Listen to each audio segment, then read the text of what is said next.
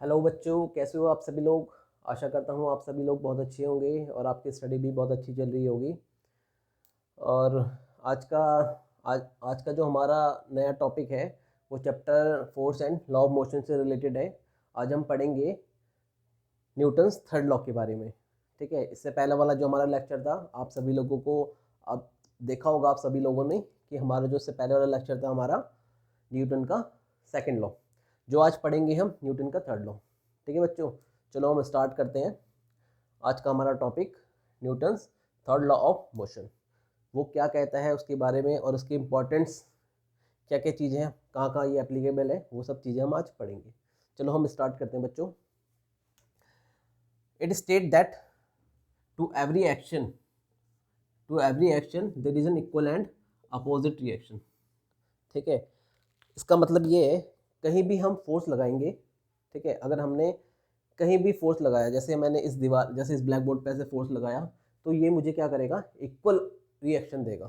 ठीक है, opposite reaction. और वो जो फोर्स हमने जैसे हमने एफ फोर्स लगाया, जो ये हमें बोर्ड हमें जो फोर्स लगाएगा वो क्या होगा, वो भी सेम मैग्नीट्यूड का होगा। ठीक है, जैसे मैंने लगाया 10 न्यूटन का फोर्स। ठीक है, तो जो बोर्ड हमें क्या देगा, सेम मैग्नीट्यूड का इक्वल एंड अपोजिट फोर्स देगा। ठीक है, उसी को बताया है न्यूटन थर्ड लॉ में। क्लियर। जैसे एक्शन और रिएक्शन, इसमें क्या बताया जा रहा है, एक्शन और रिएक्शन होता क्या है। इसमें दो वर्ड हैं आपके, एक्शन, ठीक है, और आपका सेकंड है आपका रिएक्शन। एक्शन मतलब पहले सबसे पहले क्या आएगा, एक्शन, जो आप एक्शन करोगे। ठीक है, जैसे आपने क्या किया, आपने किसी भी बॉल को फेंका।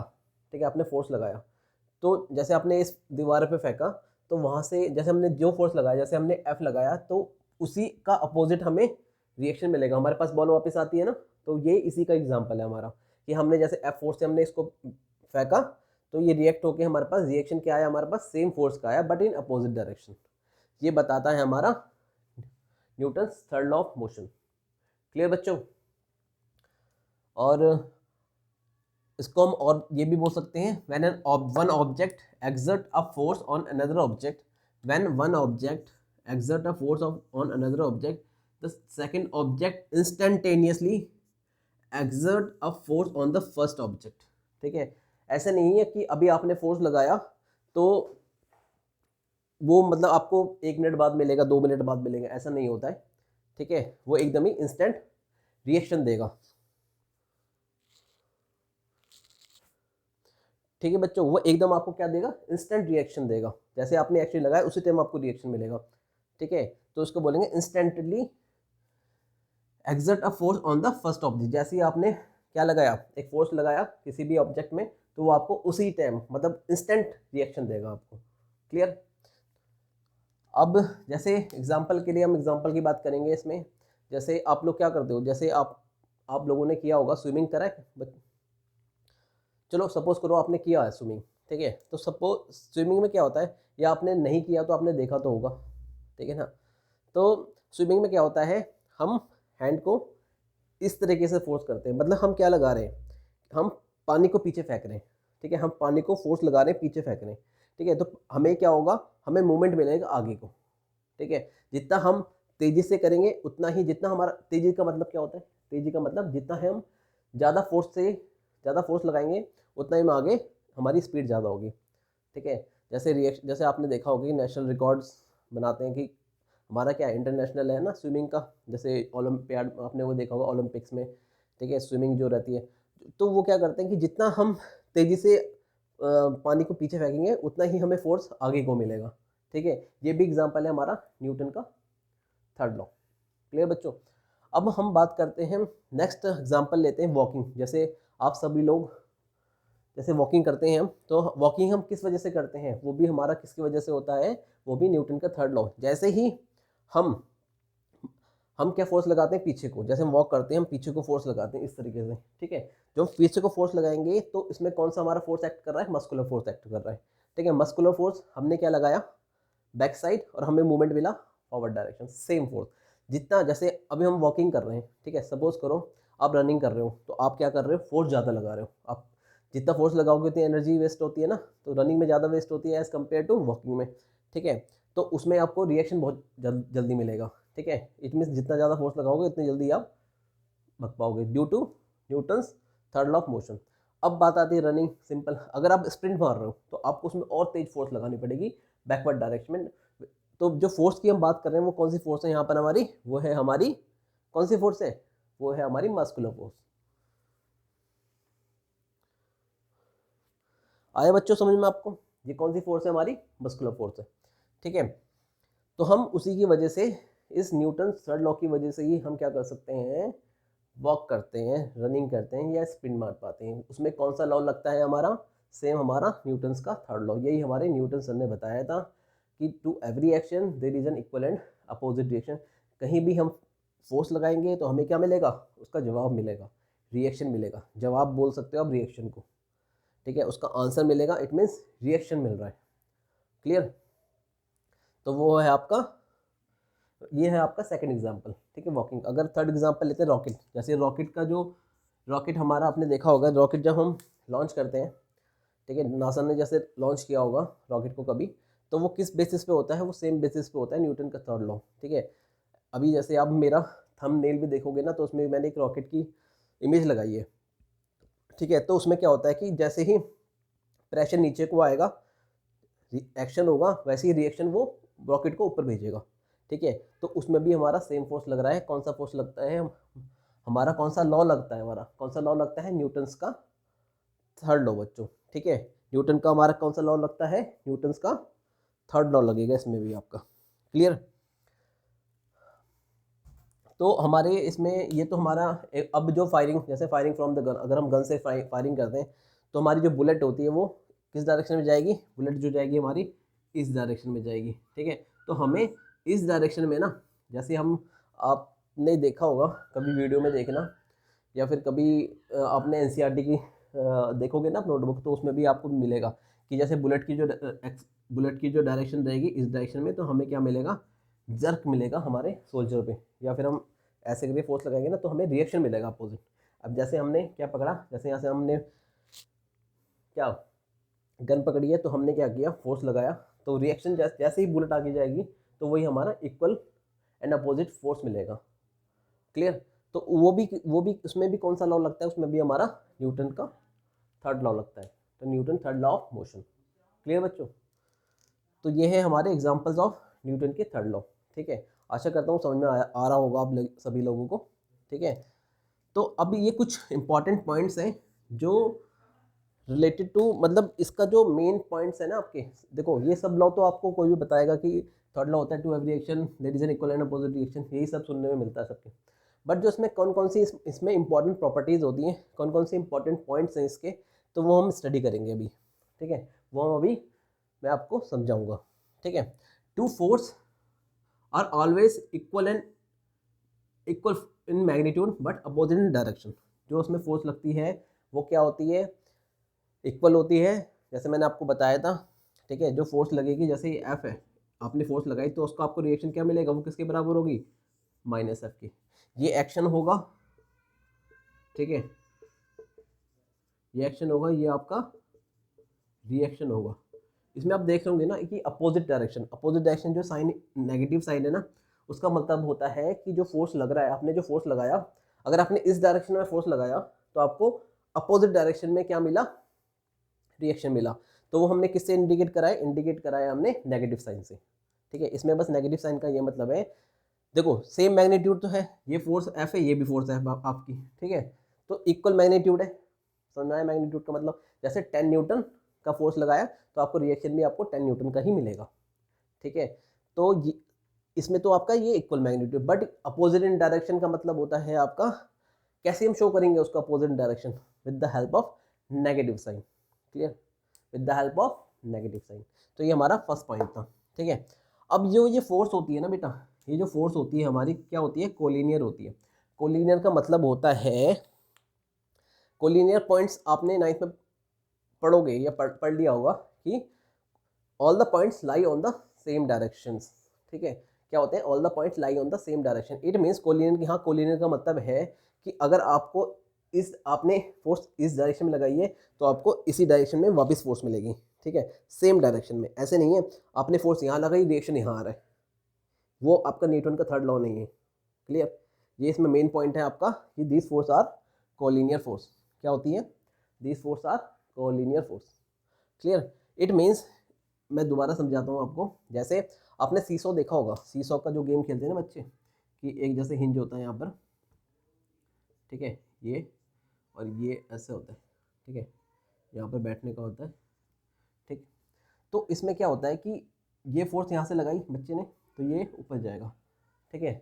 अब इसमें क्या आ रहा है कि इसकी जो हमने फोर्स कहाँ लगाई, यहाँ लगाई, तो हमें, अगर हमने फोर्स यहाँ लगाई तो हमें यही रिएक्शन मिलना चाहिए, ठीक है ना। हमें कहाँ रिएक्शन मिलना चाहिए, हमें इधर ही रिएक्शन मिलना चाहिए था। ये हमें बताता है सही न्यूटन का सेकंड लॉ, ठीक है, हमें इधर ही मिलना चाहिए था, बट हमें कहाँ मिला, यहाँ पर। तो ये हमारा न्यूटन का थर्ड लॉ नहीं है ये हमारा, ठीक है। इट मीन जो शीर्षों में जो हमारी फोर्स लगती है ना, आप बोलोगे कि हमने फोर्स लगाया, हमें यहाँ भी उतना ही फोर्स मिल गया, बट ये आपका न्यूटन का थर्ड लॉ नहीं बताता है। न्यूटन का थर्ड लॉ बताता है कि जो फोर्स होती है ना वो सेम डायरेक्शन में, अगर आपने बॉल को, सपोज करो ये बॉल है आपकी, आपने ये आपका क्या फ्लोर है, ठीक है, आपने बॉल को फेंका तो आपको इसी डायरेक्शन में बॉल मिलेगी वापस, ठीक है। आपने जैसे इसकी डायरेक्शन क्या होगी, एफ होगी नीचे, ठीक है, ये क्या होगी, डायरेक्शन क्या होगी, एफ होगी नीचे आपकी, ठीक है। तो ये डायरेक्शन होगी माइनस है, मतलब सेम डायरेक्शन में होना चाहिए, ठीक है। क्या होगा, सेम डायरेक्शन में होना चाहिए आपका। क्लियर, तो ये है हमारा कोलिनियर का। क्लियर, अब बात आती है हमारी थर्ड पॉइंट की, the force of action, the force of action and reaction act always on two different bodies. किसमें होना चाहिए, दो डिफरेंट बॉडीज में होती है, ठीक है। Action and reaction are always act on two different bodies, hence they never cancel each other, ठीक है, hence they never cancel each other, मतलब दो डिफरेंट बॉडी में ही लगता है आपका, ठीक है, दो डिफरेंट बॉडी में ही लगेगा। क्या लगेगा आपका, न्यूटन का थर्ड लॉ, ठीक है, न्यूटन का थर्ड लॉ लगेगा आपका टू डिफरेंट बॉडीज में। क्लियर, जैसे मैंने यहाँ से बॉल थी, मैंने फेंका तो यहाँ पर एक ऑब्जेक्ट तो हमारा क्या हो गया, बॉल हो गई, दूसरा ऑब्जेक्ट क्या हो गया, हमारी बॉल हो गई, ठीक है। तो हमेशा जो ये फोर्स एक्ट करेगी वो किस में करेगी, टू डिफरेंट बॉडीज में करेगी, ठीक है, टू डिफरेंट सेम बॉडीज में नहीं होगा, किस में होगा, टू डिफरेंट बॉडीज में। क्लियर, जैसे सपोज करो कि जैसे ये पेन है, ये सॉरी मार्कर है आपका, क्लियर, ये मार्कर है। अब बात आती है कि ये नीचे, मैं इसको छोड़ूंगा तो नीचे कुछ फोर्स से इसको नीचे खींचा, तो इस पे वापस फोर्स क्यों नहीं लगा, ठीक है। मतलब कहने का मतलब ये है कि हमें जो फोर्स हमने इसमें लगाई, चलो ये वाला एग्जांपल नहीं लेते हैं, अगर ये तो हम नेक्स्ट में पढ़ेंगे अभी, ठीक है। हम लेते हैं ये कि जो एफ ए बी, अगर कोई दो बॉडी है, उसका मास, मतलब दो बॉडी है ए और बी, ठीक है, दो बॉडी है आपकी, एक ए है और एक बी है, ठीक है। अब जब हम इसको लिखेंगे कैसे, हम इसको लिखेंगे जब ए ने बी पर फोर्स लगाया, ठीक है, तो force on A by B, A B का मतलब फोर्स किस पे लगी, ए पे लगी, किसने लगाई, बी ने लगाई, ठीक है, इसने लगाई इस पे फोर्स, तो हम इसको लिखेंगे A by B, A B equal to minus का मतलब आपको मैंने अब समझा दिया है कि माइनस क्या है, अपोजिट डायरेक्शन में फोर्स लगेगी, और वो कौन लगाएगा, फोर्स ऑन बी, बी पे लगेगी, किस कौन लगाएगा, ए लगाएगा, ठीक है। हम इस तरीके से इसको क्या लिखते हैं, क्या करते हैं, रिप्रेजेंट करते हैं, ठीक है। इसको कैसे रिप्रेजेंट करेंगे, जैसे हमारी दो बॉडी है, ठीक है, अब हम दो टू डिफरेंट बॉडी है, ए और बी, तो ए पे फोर्स लगी बी ने, तो ए पे फोर्स लगी बी ने लगाई, अब बी पे फोर्स लगी किसने लगाई, ए ने, तो वो दोनों क्या होंगी, इक्वल होंगी और अपोजिट डायरेक्शन में होगी और कोलिनियर होगी, ठीक है। ये अभी तक हमने सीख लिया है। क्लियर, अब हम पढ़ेंगे इसमें आपका फोर्थ पॉइंट क्या है, the third law applies to all the types of forces. कोई भी फोर्सेस होगा आपका सब में लगेगा, ग्रेविटेशन फोर्स में भी लगेगा, इलेक्ट्रिक आगे आप पढ़ोगे, इलेक्ट्रिक फील्ड में लगेगा, मैग्नेटिक फोर्स जो होता है, इलेक्ट्रोस्टैटिक फोर्स होता है उसमें भी लगेगा आपका, ठीक है। ये सारे उसमें क्या, कौन सा लॉ लगता है आपका, न्यूटन का थर्ड लॉ लगता है, ठीक है। सेम वही चीज़ बताना चाह रहा है इसमें कि जो जैसे ये दो ऑब्जेक्ट है, अगर ये इस पे फोर्स लगा रहा है तो ये भी इस पे फोर्स लगाएगा, जैसे इसने लगाया इस पे, ए बी, मैं वो आपको भी लिख के, ए पे फोर्स लगा बाय बी, तो बी पे फोर्स लगेगा बाय ए, ठीक है, और वो क्या लगेगा नेगेटिव डायरेक्शन में। ये हमारा सब में अप्लाई होगा, ठीक है, सब फोर्सों में अप्लाई होता है ग्रेविटेशन फोर्स। अभी जैसे आपका नेक्स्ट चैप्टर होगा, ठीक है, नेक्स्ट चैप्टर क्या आपका ग्रेविटेशन फोर्स है, ठीक है, उसके बारे में हम पढ़ेंगे, ठीक है। तो उसमें भी क्या एप्लीकेबल होता है, न्यूटन्स का थर्ड लॉ एप्लीकेबल होता है। जैसे कोई बॉडी ऊपर से नीचे कर रही है तो वो भी कुछ ना कुछ रिएक्शन लगाएगी अगर उसको खींच रही है। जैसे मास है हमारा, मास किसका मास खींच रहा है, फोर्स कहाँ लगती है, किसके बीच में, दो ऑब्जेक्ट के बीच में लगती है, ठीक है। तो जैसे ही मास, जैसे अर्थ खींचेगा उसको, तो जो छोटी, जैसे कोई आपका ये मार्कर है तो ये भी इस पर फोर्स लगाएगी, ठीक है, बट हमें इस फोर्स का पता नहीं चलता। क्यों नहीं पता चलता, क्योंकि ये जो मास है ना बहुत छोटा है, ठीक है, ये इतना फोर्स नहीं लगा पाता, नेग्लिजिबल फोर्स होता है आपका, ठीक है। कौन सा फोर्स होता है, नेग्लिजिबल फोर्स होता है, क्लियर। तो हमें इतना पता नहीं चलता कि इस पर फोर्स लग रहा है, ठीक है, क्लियर। तो ये है आपका न्यूटन्स का थर्ड लॉ, ठीक है। एक बार मैं आपको दोबारा से डिस्क्राइब कर देता हूँ हमने क्या क्या चीज़ पढ़ी है। हमने पढ़ा है न्यूटन का थर्ड लॉ, वो क्या बताता है, to every action there is an equal and opposite reaction होता है। पहले एक्शन होगा फर्स्ट, तभी हमें क्या मिलेगा, रिएक्शन मिलेगा, वो भी अपोजिट डायरेक्शन में मिलेगा, वो भी अपोजिट डायरेक्शन में, क्लियर। सेकंड है हमारा, मतलब हम इसी चीज़ को दोबारा मतलब अलग तरीके से बता रहे हैं आपको कि when an one object exert a force on another object, the second object instantaneously exert a force on the first, same instant मिलेगा आपको रिएक्शन। ऐसा नहीं है कि आपको आपने फोर्स लगा दिया आपको 1 घंटे बाद मिल रहा है, ऐसा नहीं मिलेगा रिएक्शन, आपको इंस्टेंट रिएक्शन मिलता है आपको, ठीक है। न्यूटन के थर्ड लॉ में इंस्टेंट रिएक्शन, आपने फोर्स लगाया तुरंत ही आपको रिएक्शन मिलेगा, क्लियर। ये हम इसको, जब ये चीज़ बताता है आपका न्यूटन का थर्ड लॉ, क्लियर। आपका एग्जांपल पढ़े थे स्विमिंग में, वॉकिंग में, रॉकेट में, रॉकेट जब लॉन्च होता है, रॉकेट जब ऊपर उसको छोड़ते हैं तो उसमें भी कौन सा लगता है, न्यूटन का थर्ड लॉ लगता है, ठीक है। फायरिंग फ्रॉम द गन, अब इसमें हमने सब इंपॉर्टेंट पॉइंट्स पढ़े थे, उसमें क्या थी आपके, जो दो फोर्सेज होती हैं इक्वल इन मैग्नीट्यूड होती है, अपोजिट डायरेक्शन में होती है, इसको इस तरीके से हम दिखा सकते हैं। और फोर्स क्या रहती है, कोलिनियर होती है, कोलिनियर मतलब सेम डायरेक्शन, सेम ही डायरेक्शन में लगेगी आपकी, ऐसे नहीं है जैसे सीधो की तरह उसमें नहीं लग, उसमें ऐसा नहीं होता है, ठीक है। इसका मतलब ये जो लॉ है ना, इसमें जो लगेगा फोर्स वो आपका न्यूटन का थर्ड लॉ नहीं लगेगा इसमें, क्लियर।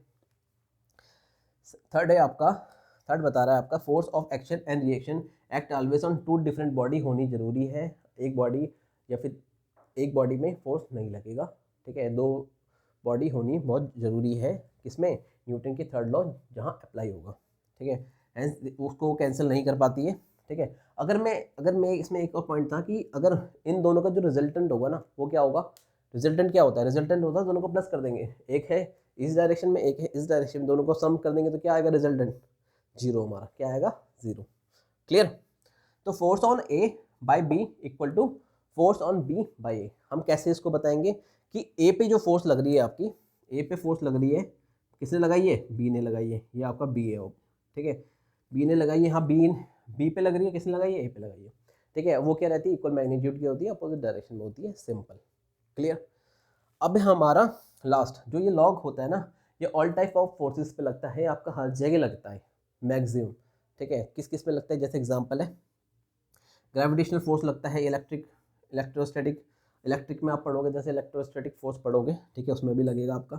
मैग्नेटिक फोर्स होता है जो मैग्नेट्स के बीच में लगती है, वो भी, उसमें भी क्या लगता है हमारा, कौन सा फोर्स लगता है, कौन सा लॉ लगता है हमारा, न्यूटन का थर्ड लॉ लगता है, क्लियर। तो आज के लिए इतना ही था, ठीक है, न्यूटन का थर्ड लॉ। नेक्स्ट लेक्चर में मिलेंगे हम conservation of momentum, conservation of momentum जो किसका एप्लीकेशन है, जो है हमारा किसका, न्यूटन का थर्ड लॉ का एप्लीकेशन। हमने मोमेंटम, मैंने आपको एक लेक्चर दिया था momentum, concept of momentum, momentum होता क्या है, ठीक है, तो आप उसको भी स्टडी कर लीजिएगा, ठीक है, क्लियर। तो अब हम पढ़ेंगे नेक्स्ट, हमारा जो टॉपिक लेक्चर होगा वो किस पे होगा, कंजर्वेशन ऑफ मोमेंटम पे, क्लियर बच्चों, ठीक है। आशा करता हूँ आप सभी लोगों को ये लेक्चर समझ में आया होगा, ठीक है। तो अगर आपको आया है तो लाइक करें, सब्सक्राइब करें, कमेंट करें, ठीक है, जिससे मुझे पता चले कि हाँ कि आपको समझ में आया है, ठीक है। अगर कोई डाउट है तो आप मुझे कमेंट बॉक्स में कमेंट कर दीजिए, क्लियर। नेक्स्ट वीडियो में हम जल्दी ही मिलते हैं कंजर्वेशन ऑफ मोमेंटम का, ठीक है। ओके बच्चों, थैंक यू।